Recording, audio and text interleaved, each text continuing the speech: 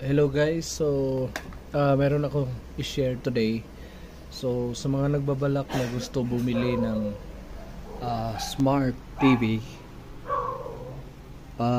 tingnan nyo muna to, baka makatulong. So ito is dalawang Android TV box. So pareho itong Android na pwede kayo mag-install ng apps. So sa kaso ng iba dyan na hindi pa smart yung TV nila, is pwede itong maging smart at ma-enjoy nyo yung mga apps ng smart TV.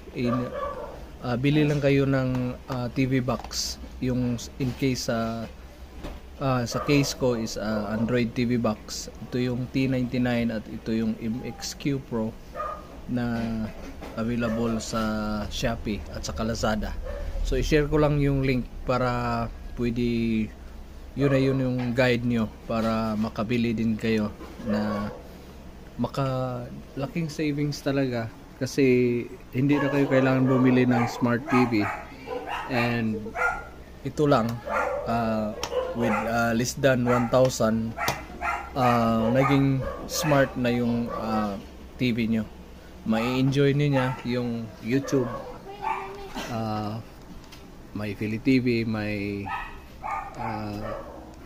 YouTube, Netflix, Disney, Prime Video, at saka iba-iba pang mga apps na pwede ninyong ma-install. So yun, keep safe tayong lahat. Thank you.